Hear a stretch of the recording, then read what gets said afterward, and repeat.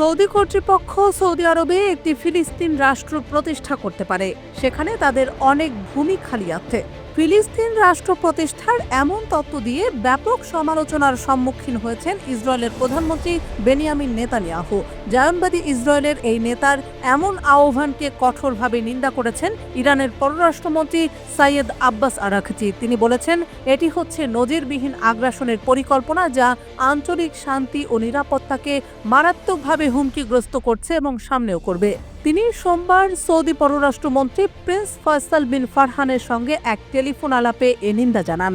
নেতানিয়াহুর বক্তব্যকে ভয়ঙ্কর উস্কানি হিসেবে উল্লেখ করে আরাঘচি সতর্ক করে দিয়ে বলেন, এ ধরনের বাগাড়ম্বর জায়নবাদী ইসরায়েলের সম্প্রসারণবাদী উচ্চাকাঙ্ক্ষার স্বরূপ উন্মোচন করে দেয়। ফিলিস্তিনি জনগণকে জোরপূর্বক তাদের অবশিষ্ট ভূখণ্ড থেকেও বিতাড়িত করা এবং অবৈধ ইহুদি বসতির বিস্তার ঘটানোর যে অভিপ্রায় তেল আবিব প্রকাশ করেছে, তারও তীব্র নিন্দা জানান ইরানের পররাষ্ট্রমন্ত্রী।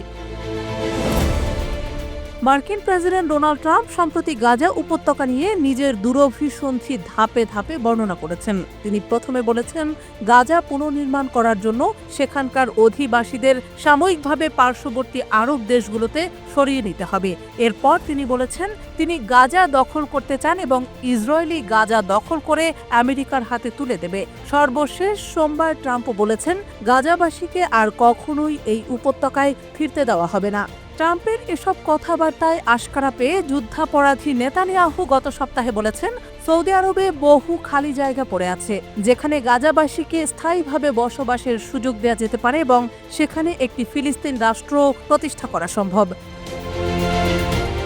ইরানের পররাষ্ট্রমন্ত্রী নেতানিয়াহুর ওই বক্তব্যের পাশাপাশি ট্রাম্পের বাগাড়ম্বরেরও নিন্দা জানিয়ে বলেন, আন্তর্জাতিক সমাজের উচিত এ ধরনের সম্প্রসারণকামী কথাবার্তা বন্ধ করার ব্যবস্থা করা। ফোনালাপে সৌদি পররাষ্ট্রমন্ত্রী গাজাবাসী ফিলিস্তিনিদের বিতাড়িত করার যে কোনো উদ্যোগের বিরুদ্ধে তার দেশের কঠোর অবস্থানের কথা তুলে ধরেন।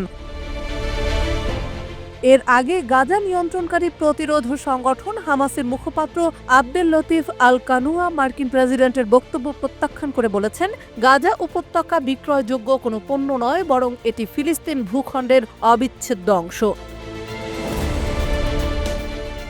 এদিকে সৌদি আরবে স্বাধীন ফিলিস্তিন রাষ্ট্র প্রতিষ্ঠা করা নিয়ে ইসরায়েলের প্রধানমন্ত্রী নেতানিয়াহুর মন্তব্যের কড়া নিন্দা জানিয়েছে রিয়াদ। রবিবার এক বিবৃতিতে সৌদি সরকার বলেছে, গাজায় ইসরায়েল জাতিগত নির্মূল সহ যেসব অপরাধ চালাচ্ছে তা থেকে নজর সরানোর চেষ্টা করছেন দেশটির প্রধানমন্ত্রী। এছাড়া মিশরের পররাষ্ট্র মন্ত্রণালয় এক বিবৃতিতে সৌদি ভূখণ্ডে ফিলিস্তিনি রাষ্ট্র প্রতিষ্ঠার ইসরায়েলের প্রস্তাবের নিন্দা জানায়। বিবৃতিতে ইসরায়েলের প্রস্তাবকে দায়িত্ব জ্ঞানহীন এবং অগ্রহণযোগ্য বলে অভিহিত করেছে মিশর। বিবৃতিতে আরও বলা হয়েছে, এটি সৌদি আরবের বিরুদ্ধে স্পষ্টত একটি উস্কানিমূলক পদক্ষেপ। এমন প্রস্তাবকে কোনো অবস্থাতেই প্রশ্রয় দেওয়া চলবে না।